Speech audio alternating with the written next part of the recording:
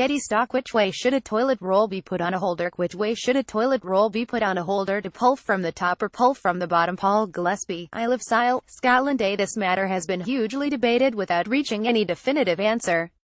Many surveys have reached different conclusions about which is the preferred way, but the general result is that by a ratio of about 2 to 1, people favor placing their rolls of toilet paper so that the paper comes over the top.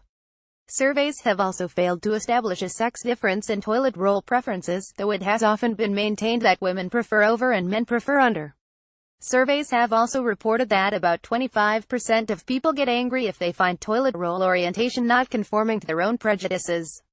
For the record, the first patent awarded for a toilet paper roll on a holder in 1891 showed the paper unmistakably rolling over the top. Has there ever been a Saturday in the English football's top 4 divisions where every single team playing has scored at least 1 goal? Alan Gelling, by email. Since several league matches now take place on Sundays, may I slightly change that question to cover entire weekends? If so, the answer is that I very much doubt it. Since the Premier League began 25 years ago, there have been only 3 occasions on which all Premier League teams have scored over the course of one weekend's matches. These were February 21-22, 2004, November 27-28, 2010, and May 89, 2011. If that only happened 3 times in 1,000 Premier League weekends, the chances of it happening in all 4 divisions at once must be astronomical. We might mention, though, that every team in the Football League did score in the first round of matches in 189,091, but there were only 10 teams playing then. Getty stock. If you put meat into brine, it is salty, but fish out of the sea is ready to eat. Why? If you put meat into brine, it is salty, but fish out of the sea is ready to eat. Why? Margaret Duberly, by email. The simplest reason is that meat is put into brine after it is dead, so the salt seeps into the meat. But fish in the sea are alive, and their metabolic processes are responsible for excreting the salt they take in from seawater. The full answer is more complex and includes the difference between the enzymes of saltwater fish, which equip them with the means to expel salt, and freshwater fish, which have a different set of enzymes. Fish that can live in either fresh or salt water have both systems and can switch from one to the other. Getty stock. Oak trees that were perfectly healthy last summer are completely dead this year.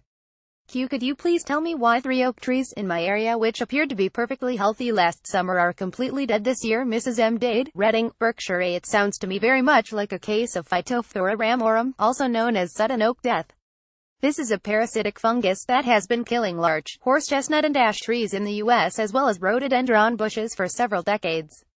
It was first seen in the UK in 2003 but has been spreading in recent years.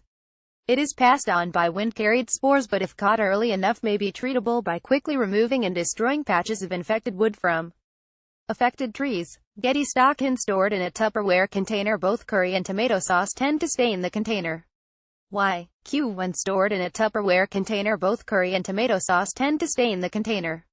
Why does this happen, and why does it not happen to a standard plastic carryout container? George Anderson, by email. There is a molecule called lycopene in tomatoes which can seep into the pores of many plastics. That is why they sell tomato sauce in glass containers, or at least in stain-proof, non-porous plastics. I'm told that rubbing the container with a solution of baking powder may get rid of the stain. Alternatively, you can try rubbing the container with butter or cooking oil before using it. Is there anything you can't answer? Try us. You can ask a question by email. Put questions in the subject line and send your question to william.hartston@express.co.uk. Be post to any questions. William Hartston, Daily Express, number 10 Lower Thames Street, London EC3R6 and Way. Cannot promise replies to everyone, but the best will feature on this page.